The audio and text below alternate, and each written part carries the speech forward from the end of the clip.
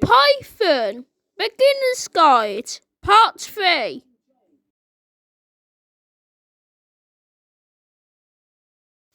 So first you put your list name equals. Then you come up with some values and then type them in like what's on screen right now. Repeat this until you have the number of list items you want.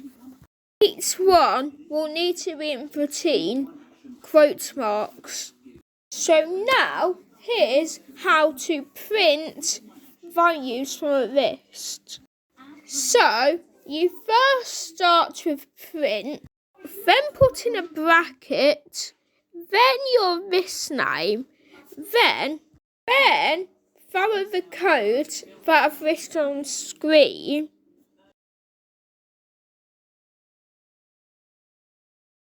Just note that it starts at 0, not 1.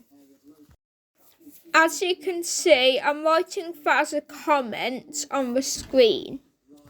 And then it should print a list value in that position.